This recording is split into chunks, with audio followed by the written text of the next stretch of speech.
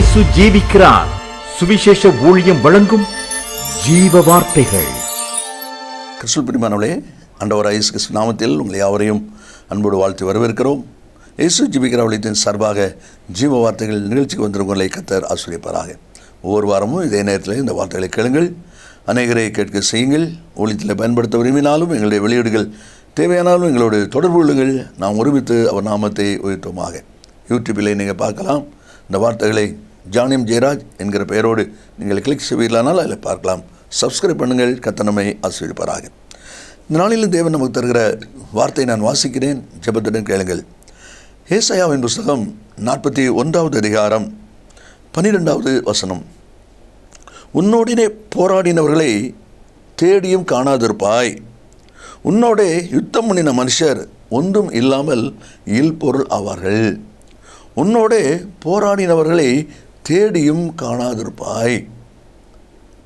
அன்பு நேச பிள்ளைகளே, இன்றைக்கி நம்முடைய விசுவாச வாழ்க்கையின் பாதையில் எந்த பக்கம் திரும்பினாலும் ஏதாவது ஒரு போராட்டம். வீட்டுக்குள்ளே போராட்டம், வெளியே போனால் போராட்டம், ஆஃபீஸில் போனால் அங்கே பிரச்சனை, ஸ்கூலில் போனால் இங்கே பிரச்சனை, இப்படியாக பல பிரச்சனைகள் வழியாகவே நாம் வந்து கொண்டு இருக்கிறோம். என்னதால் மனுஷன் வருத்தம் அனுபவிக்க பிறந்திருக்கிறான் என்று சொல்லி வேதம் சொல்கிறபடினால் பல பாடுகளின் பாதைகளில் வழியாகவே நாம் வந்து கொண்டு இருக்கிறோம். ஆனால் இன்றைக்கி ஆண்டவர் கொடுக்குற வார்த்தை என்ன இல்லை சொல்லப்பட்டிருக்கிறது, உன்னோடைய போராடினவர்களை நீ தேடியும் காணாதிருப்பாய். எங்கே போனார்கள் என்கிறது குறித்து நம்ம சிந்திக்க போகிறோம்.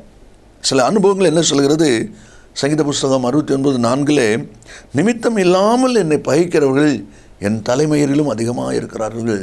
காரணம் இல்லாமல் பகைக்கிறாங்க. எதுக்கு இவங்க பகைக்கிறாங்கன்னே நமக்கு தெரியாது. அப்படிப்பட்ட மக்கள் மத்தியில் இன்றைக்கி நாம் வாழ்ந்து கொண்டிருக்கிறோம். சங்கீதம் 41:6 வாசிக்கிறோம், ஒருவன் என்னை பார்க்க வந்தால் வஞ்சனையாய் பார்க்கிறான், போய் என்னெல்லாமோ சொல்லி தூட்டி கொண்டு இருக்கிறான். இதுதான் நமக்கு இன்றைக்கி நடந்து கொண்டிருக்கிற சம்பவத்தை பார்க்குறோம். 13வது சங்கீதம் 2வது வசனத்தில், இதுவரைக்கும் என் சத்ரு என் மேல் தன்னை உயர்த்துவான் ஆண்டவரே என்கிறான கேள்வியெல்லாம் வருகிறதை பார்க்கிறோம். இதே போல் இந்த வார்த்தையை கேட்டுக்கொண்டிருக்கிற நீங்களும் உங்களுக்குள்ளும் அப்படிப்பட்ட ஒரு கேள்வி இருக்கலாம். ஆண்டவர் இன்றைக்கி சொல்கிறாரு, உன்னோடு போராடினவர்களை தேடியும் காணாதிருப்பாய் என்று சொல்லி. அப்படியானால் அவர்கள் எங்கே போனார்கள்? நம்மோடு போராடினவர்கள் காணவில்லை என்று சொன்னால் அவங்களுடைய காரியம் என்ன? ஏன் அவர்களை காணவில்லை? என்ன ஆச்சுது அவங்களுக்கு? வேறு சில 2-3 வசனங்களை நம்ம வாசிக்க போகிறோம். ராஜாக்கள் 2ஆம் புஸ்தகத்தில் 7வது அதிகாரம் 7வது வசனத்தை நாம் வாசிக்கும்போது, சீரியர் இருட்டோட எழுந்திருந்து தங்கள் பிராணன் மாத்திரம் தப்பும்படி ஓடி போனார்கள். தங்கள் பிராணன் மாத்திரம் தப்பும்படி ஓடி போனார்கள் என்று சொல்லி அந்த வார்த்தை இருப்பதை நம்ம இதில் பார்க்கிறோம். சமாரியா பட்டணத்தை சீரிய தேசத்தார் முட்டி போட்டு கொண்டாங்க.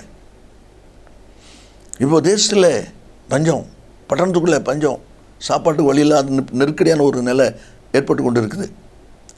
இப்படிப்பட்ட சூழ்நிலையில் நடந்த சம்பவம் என்ன என்று நாம் பார்க்கும்போது, இந்த சீரிய இராணுவத்துக்கு கர்த்தர் ஒரு காரியத்தை கேட்க பண்ணினார் என்று நம்ம வாசிக்கிறோம். 6வது வசனத்தை பாருங்கள். ஆண்டவர் சீரியரின் இராணுவத்திற்கு ரதங்களின் இரைச்சலையும் குதிரைகளின் இரைச்சலையும் மகா இராணுவத்தின் இரைச்சலையும் கேட்க பண்ணினதினால் என்று அந்த வார்த்தை இருப்பதை நம்ம பார்க்குறோம். கேட்க தான் செஞ்சுருக்காங்க. இன்னும் ரதத்தையும் பார்க்கல, குதிரையும் அவங்க பார்க்கல, கேட்க தான் செஞ்சுருக்கிறாங்க. கேட்க பண்ணினதினால் பார்க்குறோம். அவங்களுக்கும் அந்த சத்தம் கேட்க தான் செஞ்சுது. இஸ்ரவேல் ஜனங்கள் எகிப்திலிருந்து கானானுக்கு வரும்போது செங்கடல் பக்கத்தில் நிற்கிறாங்க. அப்போ முன்னால் செங்கடல், பின்னால் திரும்பி பார்த்தா பார்வோன் சேனை வந்து கொண்டு இருக்குது. மோசேட்ட முறையிடுறாங்க. அங்கே பார்வோன் சேனை வரதை பார்த்தாங்க. ஆனால் இங்கே அப்படி இல்லை, சத்தம் தான் கேட்குது, இறைச்சல் தான் கேட்குது. அந்த இறைச்சலை கேட்ட உடனே அவங்களுக்குள்ள ஒருத்தர் நினைக்கிறாங்க, பக்கத்தில் இருக்கிற ராஜாக்கள் எல்லாம் இவங்க நமக்கு யுத்தத்தோடு சேர்த்துக்கிட்டாங்க, படம் பெருசாகிட்டுது, அதனால் இவங்களுக்கு முன்னால் நம்ம நிற்க முடியாது, நம்ம பிராணன் பிழைக்கணுன்னா ஒரே வழி தான், ஓடி போயிடும்னு சொல்லி எல்லாவற்றையும் அப்படியே போட்டுட்டு ஓடி போயிட்டாங்க. உன் சத்துரு உன்னோடு போராடின தேடி காணாதிருப்பா. ஏன்? இனி அவங்க கிட்ட வரவே மாட்டாங்க, ஓடியே போயிட்டாங்க. எங்கே போகிறாங்க, எப்படி போகிறாங்க ஒன்றும் தெரியாத அளவுக்கு ஓடி போயிட்டாங்க. கர்த்தர் அப்படிப்பட்ட ஒரு இரைச்சலின் சத்தத்தை அங்கே கேட்க பண்ணினார். உபாகமம் 28ஆம் அதிகாரம் 7வது வசனத்தை நான் வாசிக்கும் போது, ஒரு வழியாய் உனக்கு எதிராக புறப்பட்டு வருவார்கள், 7 வழியாய் போவார். பார்த்தீங்களா, 7 வழியாக ஓடி போவாங்கன்னு சொன்னால் எங்கே போகிறோம் எப்படி போகிறோங்கிறது தெரியாத அளவுக்கு செதறிடுவாங்க அப்படின்னு சொல்லி அந்த வார்த்தையினுடைய அர்த்தம் இருக்கிறத நம்ம பார்க்குறோம். அருமையான கர்த்தருடைய பிள்ளைகளே, உங்களோடு போராடினவர்களை தேடி காணாதப்ப என்னாச்சு? ஓடியே போயிட்டாங்க. அதான் முதலாவது ஒரு அனுபவத்தை நாம் பார்க்கிறோம். இனி ரெண்டாவது ஒரு அனுபவத்தை நான் வாசிப்போமானால் 1 நாளாகமம் 14ஆம் அதிகாரம் 17வது வசனத்தில் நம்ம வாசிக்கும் போது தாவீதை குறித்து விதமாய் சொல்லப்பட்டிருக்கிறது. தாவீதின் கீர்த்தி சகல தேசங்களிலும் பிரசித்தமாகி அவனுக்கு பயப்படுகிற பயத்தை கர்த்தர் சகல ஜனங்களின் மேலும் வரப்பண்ணினார் என்ற அந்த வார்த்தை இருப்பதை பார்க்கிறோம். தாவீதை குறித்த ஒரு பயம், தாவீதை குறித்த ஒரு அச்சத்தை அந்த ஜனங்களுக்குள்ளே கர்த்தர் உண்டாக்கினார் என்று சொல்லி பார்க்குறோம். அது அவனுக்கு பேரை கேட்டவுடனே ஒரு பயம், பார்த்தீங்களா? அப்படி பயம் வந்த உடனே தாவீதை எதிர்ப்பதற்கு அவர்களால் கூடாமல் போய்விட்டது என்பதை அந்த வார்த்தையின் மூலமாக நாம் அறிய முடிகிறது. அதனால் இல்லை சொல்லப்பட்டிருக்கிறது. அப்படியானா உன்னோடு போராடினவர்களை தேடியும் காணாதிருப்பாய். காரணம் என்ன? உங்களுக்கு கொடுத்த ஒரு பயத்தை கர்த்தர் அவங்களுக்கு கொடுத்துருக்கிறார். ஆகையினால அவங்க என்ன ஆனாங்க, எங்கே போனாங்க, இனி எதிர்த்து வரப்போகிறதே இல்லை. என்ன ஆனாங்க அதை பற்றி நமக்கு பிரச்சனை இல்லை. உங்களுக்கு குறித்த ஒரு பயம் அவங்களுக்கு கர்த்தர் ஏற்படுத்தினதுனால இனி அவங்க உங்கள் இடத்துல வரமாட்டாங்க. அதனால் வாசிக்கிறோம். 1 சாமுவேல் 18வது அதிகாரத்தில் 12வது வசனத்தை நம்ம வாசிக்கும்போது கர்த்தர் தாவீதோடு கூட இருக்கிறார் என்றும் தன்னை விட்டு விலகி போனார் என்றும் சவுல் கண்டு தாவீதுக்கு பயந்தான். சவுல் ராஜா, தாவீது ஆடு மேய்ச்சி கொண்டு தான் இப்போ தான் வந்து சேர்ந்துருக்கிறான். ஆனால் அந்த தாவீதை பார்த்து சவுல் ராஜா பயப்படுறாரு. காரணம் என்ன? கர்த்தர் அவனோடு கூட இருக்கிறார்.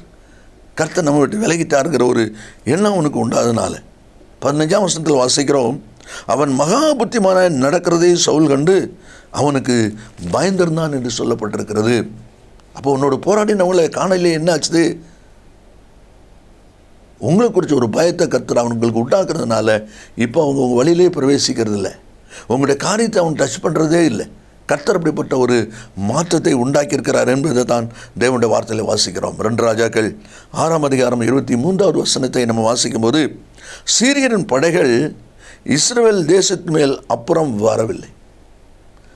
சீரிய தேச படைகள் இஸ்ரவேல் தேசத்து மேலே அப்புறம் அதுக்கு பிறகு தொண்டு வரவே இல்லை. பார்த்தீங்களா? அப்படிப்பட்ட ஒரு பயத்தை கர்த்தர் உண்டாக்கிட்டார். எஸ்தர் 9ஆம் அதிகாரம் 2ஆம் வசனத்தில் யூதர்களை பற்றி சகல ஜனங்களுக்கும் பயம் உண்டாயிற்று, சகல ஜனங்களுக்கும் பயம் உண்டாயிற்று. அப்போ உங்களை குறித்த ஒரு பயத்தை கர்த்தர் சத்துருக்கு கொடுத்ததுனால, உங்களோட போராடவங்களுக்கு கொடுத்ததுனால அவங்கள காணலை. அவங்க எங்கே போனாங்கன்னே தெரியாது. அதுதான் தேவனுடைய வார்த்தையிலே நாம் வாசிக்கிறோம்.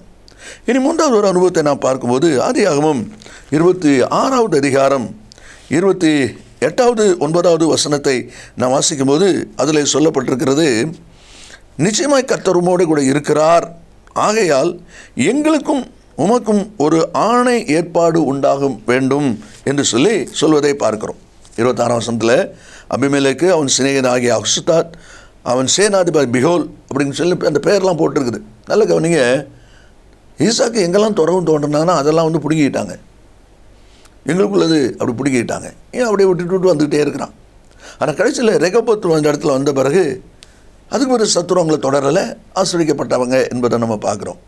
ஆனால் அதே சமயத்தில் சொல்லப்பட்டிருக்கிற வார்த்தை என்ன என்று சொல்லி கவனிங்க, எந்த சத்துரு எந்த ஜனம் இவங்களோட சொல்லி போராடிச்சோ அதே ஜனம் இப்போ இவங்களோட கூட நல்மனம் பொருந்த வராங்க, நல் உறவு பண்ண வராங்க. நம்ம சமாதானம் பண்ணிக்கிடுவோம், ஒருத்தருக்கு ஒருத்தர் உடன்படிக்கை பண்ணிக்கிடுவோம், ஒருவரை ஒருவர் அனுசரித்துக்கொள்வோம்னு சொல்லி அவங்க ஈசாக்கை தேடி வருகிறதையும் ஈசாக்கோடு பேசுகிறதையும் நம்ம அதில் பார்க்குறோம். அப்போ ஈசாக்கோட அவர் சொல்கிறாரு, நீங்கள் தானே என்னை துரத்தி விட்டீங்களே, பின்ன ஏன் என்னை தேடி வரீங்க அப்படிலாம் அவர் சொல்கிறதையும் அந்த பகுதியில் நம்ம வாசிக்கிறோம். ஆனால் இதில் நம்ம அறிய வேண்டிய காரியம் என்ன என்று சொல்லி பார்த்தீங்கன்னா, கர்த்தர் உம்மோடு இருக்கிறார் என்பதை நாங்கள் அறிந்தோம். அது மட்டும் இல்லை, 29ஆம் வசனத்தில் நீர் எங்களுக்கு தீங்கு செய்யாதபடி உம்மோடைய உடன்படிக்கை பண்ணிக்கொள்ள வந்தோம். அவங்களுக்கு ஒரு மனசில் ஒரு காரியம் ஆயிடுது. என்ன மனசில் தோணுது? நம்ம நினைச்சபடி நம்ம எதிர்பார்த்தபடி ஈசாக்கை நம்மளால் ஜெயிக்க முடியாது. கர்த்தர் அவரோடு இருக்கிறாரு, அவரோடு இருக்கிறதுனால அவர் பெருகுகிறார், ஜனங்கள் பெருகுகிறாங்க, அவங்களுக்கு பலம் பெருகுது. இவங்க இப்படியே பெருகிட்டு போனாங்கன்னா சீக்கிரம் நமக்கு விரோதமாக எழும்பிட முடியும், நமக்கு தீங்கு செய்ய அவங்க ஆயத்தப்பட முடியும்.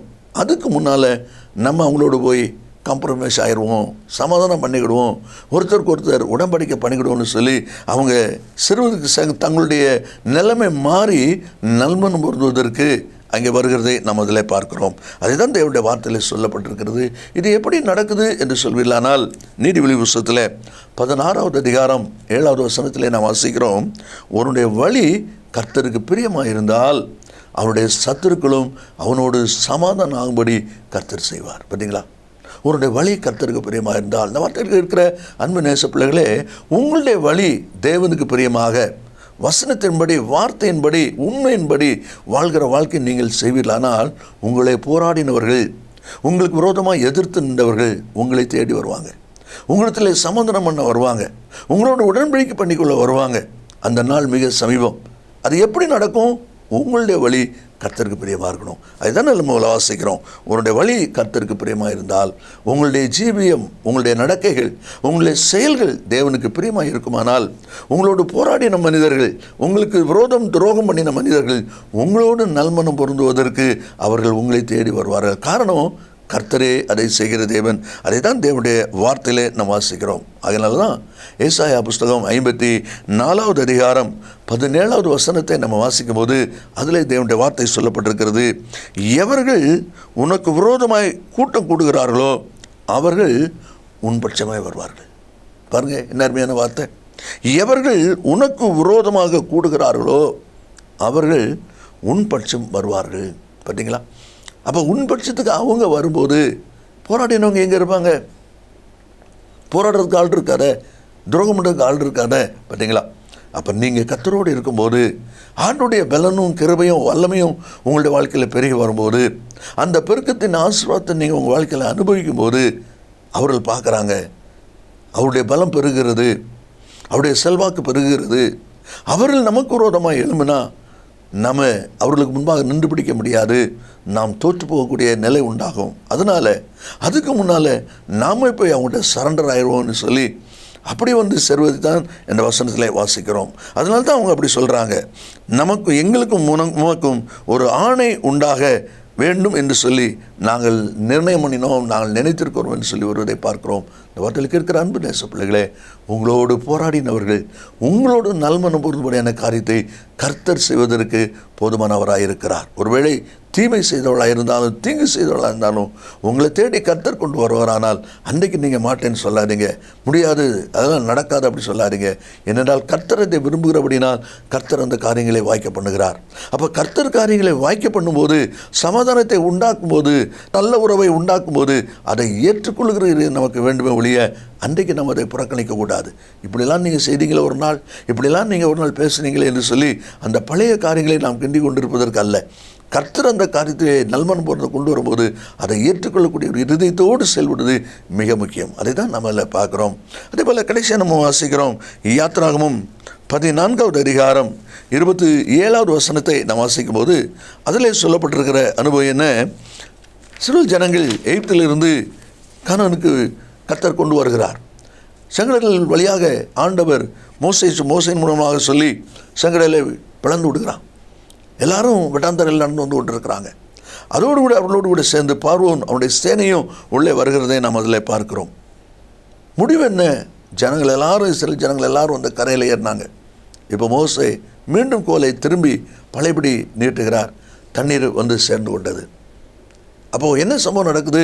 அதை தான் நம்மளை வாசிக்கிறோம். 27ஆம் வசனத்தில், மோசே தன் கையை சமுத்திரத்து மேல் நீட்டினான், விடியற் காலத்தில் சமுத்திரம் பலமாய் திரும்பி வந்தது.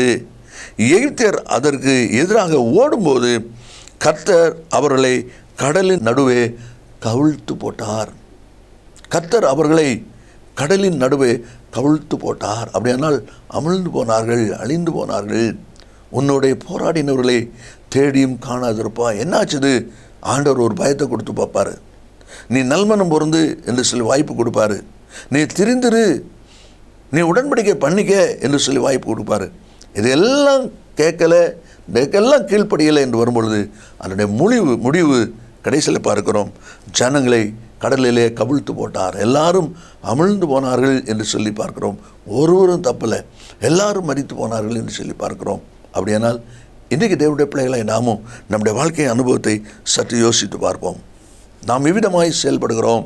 நமக்கு விரோதமாக எழுப்பின ஜனங்களை குறித்த காரியத்தில் கர்த்தர் கொடுக்கிற வாய்ப்பை பயன்படுத்தி மனம் திரும்பவில்லை என்றால், நல்மனம் பொருந்தவில்லை என்றால், அவர்களுக்கு ஒரு அழிவான முடிவு அங்கே இருப்பதை பார்க்கிறோம்.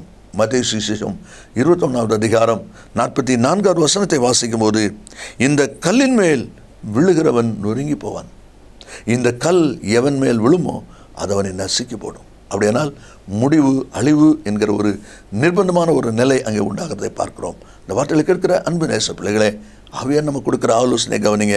உன்னோட போராடினவர்களை தேடியும் காணாதிருப்பாய். அப்படின்னா என்ன ஆச்சது, என்ன நடந்தது? அதை தான் கர்த்தர் 4 அனுபவங்களை சொல்கிறார். முதலாவது, நம்ம பிராணந்தப்போ ஓடிடுவோம் அப்படின்னு சொல்லி கர்த்தர் அவங்களோடு கூட இருக்கிறார் என்று அறிஞ்சதுனால ஓடியே போயிடுவாங்க. உங்கள் வழிக்கு வரவே மாட்டாங்க, ஓடியே போயிடுவாங்க. ஒன்று இல்லை. ரெண்டாவது, உங்களை குறித்த ஒரு பயம், தாவீதை குறித்த ஒரு பயத்தை கர்த்தர் எப்படி ஜனங்கத்தில் உண்டாக்கினாரோ, யூதர்களை குறித்த பயம் எப்படி ஜனங்களுக்கு உண்டானதோ, அதே போல் உங்களை குறித்த ஒரு பயத்தை உங்களுக்கு விரோதம் பண்ணுகிற மக்கள் மத்தியிலே, போராடுகிற மக்கள் மத்தியிலே கர்த்தர் உண்டாக்குவார். அவர்கள் அப்படியே அமைதலாயிருவாங்க. இனி உங்கள் பக்கம் திரும்ப மாட்டாங்க. மூன்றாவது ஒரு வாய்ப்பு என்ன, அவங்க நல்மனம் பொண்ணை வந்துடுவாங்க. ஒரு காலத்தில் நாங்கள் அப்படி செய்கிற உண்மைதான். ஆனால் கர்த்தர் கூட இருக்கிறாரு, ஆண்டவர் உங்களை நடத்துகிறாரு, அதனால் நாங்கள் உங்களோட நல்மனம் பொருந்த வந்தோன்னு சொல்லி நம்மோடு நல்மனம் பொருந்த கூடிய காரியத்தை கர்த்தர் செய்வார். கடைசியாக வாசிக்கிறோம், இதில் எதுவுமே அவங்க இனங்களை கீழ்ப்படியலை, சரியாக வரல அப்படின்னா முடிவு அழிவு தான். ஜனங்கள் செங்கடலில் அமிழ்ந்து போனார்கள், அழிந்து போனார்கள். இந்த வார்த்தையில் கேட்கிற அன்பு நேச பிள்ளைகளே, உன்னோடைய போராடினவர்களை நீ தேடியும் காணாதிருப்பாய். நாம் ஜெபிப்போமா? இயேசு சீக்கிரம் வரப்போகிறார். நல்ல பிதாவே, நின்று துதிக்கிறோம். உடைய வார்த்தை ஆமந்தும் ஆமேன்னு இருப்பதற்காக ஸ்தோத்திரம். இந்த வார்த்தையை கேட்கிற ஒவ்வொரு பிள்ளைகளும் இன்னும் அதிகமாக உண்மை சார்ந்து, உடைய வார்த்தையை சார்ந்து சுவாச வாழ்க்கையில் வளர்ந்து பிறகு ஆண்டவர் உதவி செய்வீராக. கர்த்தருடைய நாமத்தில் ஆசீர்வதிக்கிறோம். கர்த்தருடைய ஆசீர்வாதம் உண்டாகட்டும். கர்த்தர் இயேசுவின் நாமத்தில் பிதாவே, ஆமேன் ஆமேன். கர்த்தருங்களை ஆசீர்வதிப்பாராக. ஆமேன். கிறிஸ்துவில் அன்பு நேச பிள்ளைகளே, ஏற்கனவே நான் அறிவித்தபடி அந்த நகோமி என்கிற புஸ்தகம் இப்பொழுது நம்முடைய கரங்களில் ஆயத்தமாக இருக்கிறது. ஆவியானவருக்கும் நகோமிக்கும் உள்ளதான அந்த உறவை பற்றிய ஒரு ஆழமான கர்த்தனை இந்த புஸ்தகம் உங்களுக்கு ஆசீர்வாதமாக இருக்கும். அதனுடைய விவரங்களை நீங்கள் இடத்தில் கேட்டு பெற்றுக்கொள்ளுங்கள். கர்த்தர் நம்மை ஆசீர்வதிப்பாராக. ஆமென். மேலும் விவரங்களுக்கும் உங்கள் ஜெப தேவைகளுக்கும் நீங்கள் எங்களோடு தொடர்பு கொள்ள வேண்டிய முகவரி, ஜீசஸ் லிவ்ஸ் காஸ்பல் மினிஸ்ட்ரீஸ், சகோதரர் John M Jayaraj, 123A Donavur road, Mavadi, Nellai மாவட்டம், தென்னிந்தியா 627107. செல்போன் 9443113292.